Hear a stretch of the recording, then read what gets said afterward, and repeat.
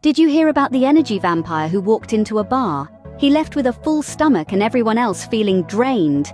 Now let's not get carried away. We're not talking about creatures of the night with fangs and capes. We're discussing a different kind of vampire, the energy vampire, a far more common and, dare I say, insidious breed. These are people who, without even trying, can suck the life right out of you. You know the kind I'm talking about. They're the ones who turn a sunny day into a downpour of negativity, who manage to make every conversation about their latest crisis. They're like emotional black holes, absorbing all the light and energy in their vicinity and leaving everyone else feeling, well, drained. Imagine the scene. You're at a party feeling good when along comes your friend. Let's call him Bob. Bob always has a problem. Today, it's his car. Yesterday, it was his job. Tomorrow, who knows? Maybe it'll be his left sock. The point is, by the time Bob's done talking, you're ready for a nap. Congratulations! You've just met an energy vampire. Or maybe you've encountered the attention-seeking vampire. This is the person who's never met a spotlight they didn't like. Their stories are always a tad more dramatic. Their problems a smidge more severe. They're like a one-man or one-woman show, and we're all just the captive audience.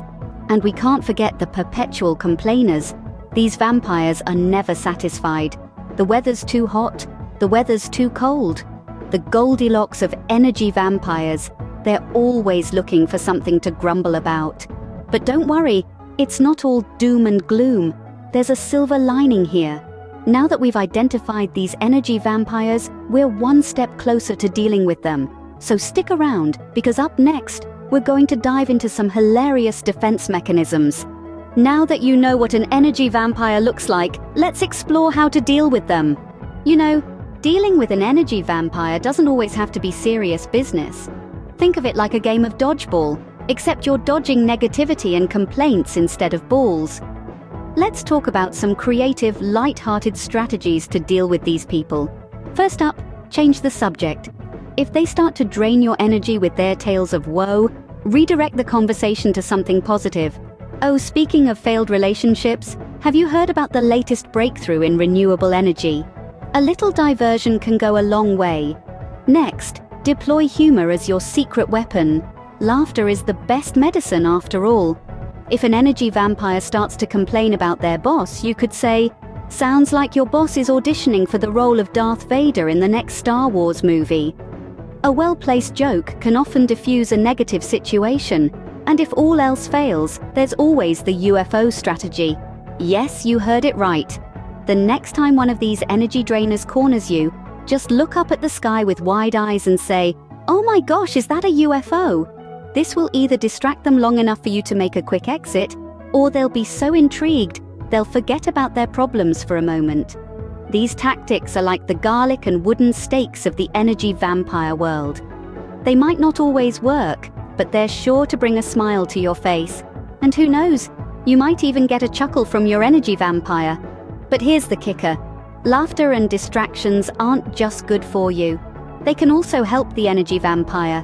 A bit of humor or a change in topic could be just what they need to break out of their negative spiral. And who knows, maybe they'll start to see the lighter side of life too. But remember, while these tactics can be fun, they're just temporary solutions. For a more lasting effect, we need to dive a little deeper. All right, enough with the jokes. Let's get real. Dealing with energy vampires can be tough, but it's not impossible. In fact, it's quite manageable if you're equipped with the right strategies. The first one is setting boundaries. Now, this isn't about building a fortress around you, but rather about defining your personal space and time. When you're dealing with an energy vampire, it's essential to be clear about your limits. You can't always be their emotional dumping ground. So don't hesitate to say, "Sorry, I need some time to myself right now." Or, "Let's talk about something more positive." The second strategy is to limit contact. If you find yourself feeling drained after every interaction with a certain individual, perhaps it's time to reevaluate the amount of time you spend with them. This isn't about cutting ties, but rather about preserving your energy and peace of mind. You have the right to choose who you interact with and how often. The third approach might seem a bit more challenging, but it's necessary in some cases, suggesting professional help. If you notice that the energy vampire in your life is constantly struggling with their emotions and perhaps even causing harm to themselves or others, it's time to step up. Encourage them to seek help from a mental health professional. It's not about labeling them, but providing them with the resources they need to better manage their emotional state. Throughout all of these strategies, it's crucial to remember the importance of taking care of your mental health. You can't pour from an empty cup, so ensure that you're taking the time to recharge and rejuvenate. And here's the tricky part. Sometimes an energy vampire might not be seeking advice or solutions. They might just need someone to listen to them, to validate their feelings. So offer them a listening ear when you can, but remember, it's okay to step back when you need to. Sometimes an energy vampire might just need a listening ear. Now, I know what you're thinking. Listen to an energy vampire? You've got to be kidding me. But hear me out. Active listening, my friends, is a mighty tool, and it's a skill that we can all benefit from. Now, I'm not suggesting you let yourself be drained by the negative Nancys and downer Daves of the world. No, what I am saying is sometimes these so-called energy vampires might just need someone to lend them an ear. You see, listening is an art, and like any art, it requires practice. It's not just about standing there nodding your head while your mind wanders off to what you'll have for dinner. No siree. Active listening involves engaging with the speaker, showing empathy, and responding appropriately. So how do you listen without getting drained? Well, let's think of it as listening with boundaries. It's about creating a protective bubble around yourself while still being present for the person speaking. One way to do this is by setting a time limit. This way you're giving the speaker a chance to vent, but you're also ensuring that you're not stuck in an endless tirade of negativity. Another strategy is to steer the conversation towards solutions. Energy vampires often get stuck in a vortex of complaining. By gently guiding them towards problem solving, you're helping them shift their focus from the negative to the positive. Lastly, remember, it's okay to say no. If you're not in a position to listen, it's perfectly all right to politely decline. Again, you can't pour from an empty cup. So you see, dealing with an energy vampire isn't always about running away. Sometimes it's about standing your ground and lending an ear. But remember to do so with boundaries. You're not a superhero, and you certainly don't need to be. Just be human, be kind, but most importantly, be protective of your own energy too. So you see, dealing with an energy vampire isn't always about running away. Sometimes it's about standing your ground and lending an ear. All right, folks. We've talked about energy vampires, shared some laughs, and explored solutions. Let's bring it all together. You remember those energy vampires, right? The ones who seem to suck the life out of every room they enter, leaving everyone feeling like they've just run a marathon in the desert.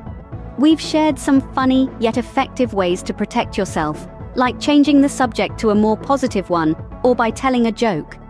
You can also change the mood by offering a funny solution or analogy to their problem, or the sudden UFO spotting strategy, where you suddenly notice an unidentified flying object and make a quick escape under the pretense of alien invasion. But let's not forget about the more serious suggestions we've discussed. We've emphasized the importance of setting boundaries, of being firm yet kind with your energy vampires. It's all about balance. A laugh here and there can lighten the mood and protect your energy, but sometimes a stern word or two is necessary. And then there's the art of listening. Sometimes these energy vampires just need someone to lend an ear. They don't need advice or solutions, they just need to be heard. So let them talk, let them vent. It might just be the release they need to stop draining others. But remember, we're not here to vilify anyone. These energy vampires might be going through a tough time. They might need professional help. And if that's the case, we've got to encourage them to seek it. This is a journey, my friends. There's no quick fix, no magic garlic to ward off these vampires. It's about patience, understanding, and a good sense of humor. Remember, dealing with energy vampires is a bumpy road. Keep your sense of humor, set your boundaries, and when in doubt, pretend to spot a UFO. Stay energized, folks. And remember, please like and subscribe for more videos on how to stay fearless and prepared in any of life's situations.